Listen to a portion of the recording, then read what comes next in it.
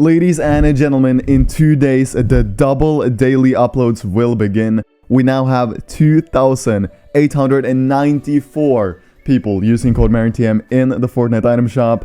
That is insane. You guys know the vibes. 3,000 people using the code, and I'll be uploading 2 videos a day for the next 5 days. And it could start already tomorrow. That's gonna be a vibe. Waking up, boom, MarinTM video. Going to bed, boom, another one. I hope you guys will enjoy the videos I'm going to put out. I'm severely excited to be doing this. With that said though guys, let's get into today's video on how I got signed to an organization. And if this video hits 6,000 likes, I'll make sure to post yet another one tomorrow as well.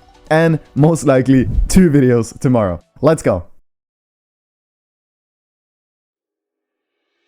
When Fortnite first came out in what was called pre-season 1, I started looking at the game and even downloading it and playing it for just a little bit, as a lot of my H1C1 friends were playing the game and they said, yo, this game actually has a lot of potential. It's a good game, it's really fun, come hop on for a few games, and I was like, yeah, sure, you know, let's do it. I then played the game and I understood what potential the game actually had. From being a competitive H1C1 player, I kinda knew what was needed to becoming a professional player, and I thought I would have what was actually needed to go pro in Fortnite. Yet, when the tournaments actually came out, you had to be signed to an organization. So I thought, what is the easiest way to get signed to an esports organization? I then started posting YouTube videos because I was relatively good at the game, like from the beginning. So I started posting videos and I daily uploaded for about 60 days before I got any recognition.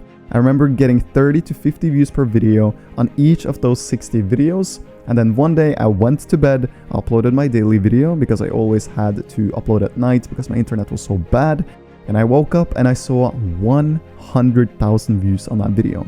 And that feeling, when I got that, I quickly understood that it was a content creator I wanted to be. I did not want to pursue going full-time professional Fortnite, as I also saw that it wasn't really as sustainable with the tournaments going around that time. I was still participating in the biggest LANs and everything, yet I couldn't participate in the summer skirmish or the fall skirmish because I didn't get an invite. I wasn't signed to an org. So I thought, you know what, let's work really hard in the coming months. Let's make this YouTube thing actually work out. So I was daily uploading like none other, and I was enjoying it so much. I had a really small circle of about 5,000 subs for a really long time, and I pretty much knew all of them. Like, they were commenting on my videos, the community we had was amazing, but I really understood that it was a content creator I wanted to be, as I do enjoy communicating with people, entertaining people, and being creative. However, now, recently, since YouTube is going so well, I really want to show you guys that it is possible to become a pro player with not a lot of effort. Obviously, you have to grind, put in the hours, and things like that, but I want to show you how you can do it, and that's kind of the thing about this channel, how I improve in Fortnite and what I do to actually improve. So I think that's really interesting, and it's gonna be exciting to see how far I can come in the coming months, especially now that I'm most likely getting better ping for solo FNCS. I'm gonna give it my all and obviously document it all for you. And with that said, that's how I understood that it was a content creator I wanted to be. You have a lot of opportunities if you want to join an organization. There are so many roles. You can be an administrator or a manager, a graphic designer, a pro player, a content creator, whatever it may be. There are so many ways to get into an organization, but pursue what you like the most. I truly believe that if you do something you enjoy, you're gonna reach super far in that genre, because you're gonna enjoy what you're doing and you're gonna be willing to put in the hard work, put in the hours, grind it out, and eventually actually get that signing and post that GIF on Twitter.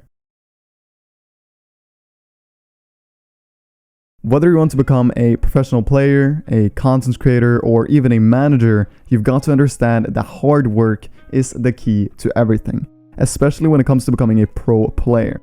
Fortnite is the most competitive game of all time, I'm pretty certain at least. And I'm not saying that the competitive skill gap is the biggest in any game, because it pretty much isn't. But if you want to become a professional player, especially now, you've got to do things different. You've got to do things other people are not doing. Whether that's having a strict sleep schedule, a god diet, and waking up 5 hours before everyone else to VOD review, do your aim routine, hop into creative for an hour, and then play arena. I do not know. I'm nowhere near being a professional player at all. I'm working on becoming better, and I am getting the achievements to back it up slowly but surely. But Hard work is literally everything, and that is what I've been doing with this YouTube channel. I've been working harder than anyone else. I've been seeing people post one video every other day. Sure, let me post one video every day. Let me put in those 12 hours a day to actually post that video that I'm very happy with to provide for my community. You know, you've got to just have that mindset that you want it so bad that you can sit on your ass for 12 hours and do the thing you want to do. And trust me, if you're only doing this for the money or for having it as a job or having a vision of being a superstar in the future, you're probably not gonna make it. You've got to enjoy what you're actually doing because that is so important. Otherwise, it's gonna feel fake for the community you are building, and it's also gonna be very hard if you are trying to become a professional player in Fortnite, as you do have to put in a lot of hours every single day.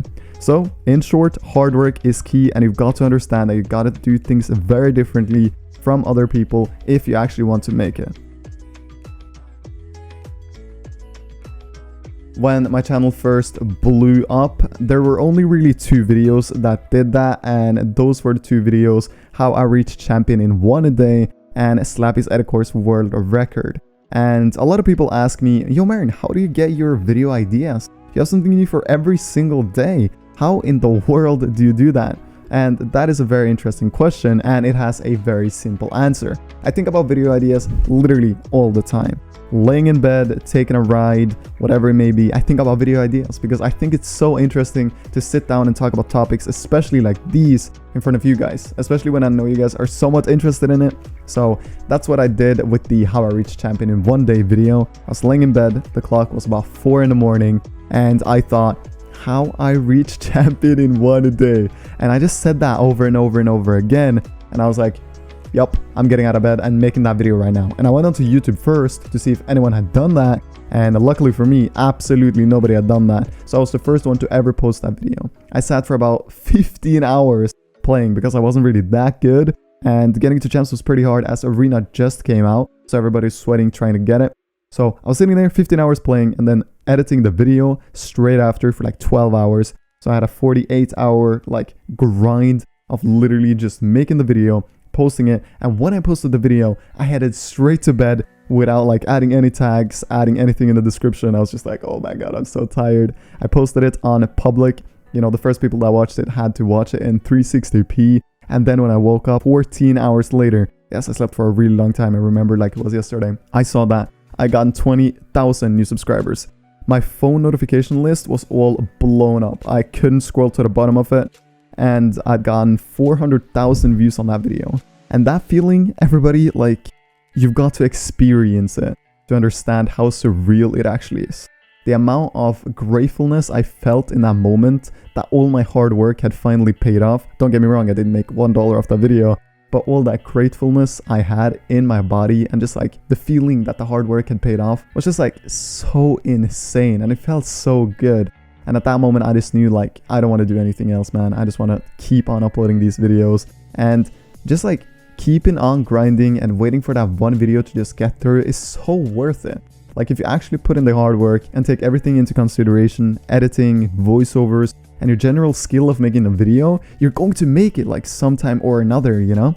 And that video was so unique and so fun. A lot of people started doing the trend, you know, crediting me, and that was even better. And it just snowball affected. And a lot of people saw that I was also good at editing when I posted the Slappy's Editz world record. And people really enjoyed that about me as well, that I could be a good Fortnite player, even though I was a content creator.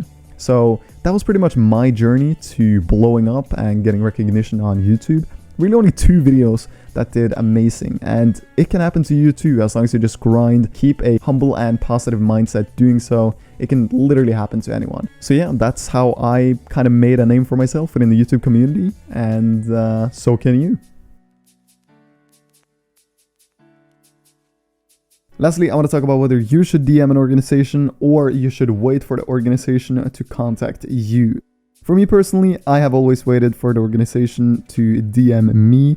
That is because I believe that if you are unique and outstanding enough, eventually an organization will notice and send you a DM. However, I've had friends in the past actually DMing pretty big organizations asking, yo, I have something to offer. Could I potentially join the organization? This is what I can do and this is what I can bring to the table. And they have actually joined that organization because of that DM alone. So it doesn't hurt anybody to reach out to an organization or two, but there are some no-nos, boys, and listen carefully, like, please. So if you send a DM to an organization, never send yo, and that's it. And never ever send, hey, can I ask you a question? Boys, I swear to God, if one in the maritime community sends, hey, can I ask you a question to an organization? I'm gonna be mad. I'm not even kidding. I'm gonna be mad, because that's not what you do. You send your resume, everything you have to offer to the table in the DM, and that's how you do it. You want to be formal, you want to be like attractive in the DM, you want to make yourself look good and be outstanding and unique. With that said, boys, thanks for watching today's video. This was actually a really long one, and I was pretty much just talking for the entirety of the video. Hope you guys found it somewhat enjoyable and maybe even interesting. I think topics like these are incredibly interesting and not a lot of people talk about it. I don't know why, but yeah, that's it for today, everybody. Thank you so much for coming through, watching 11 minutes of listening to my voice. Thank you guys, and have an amazing day.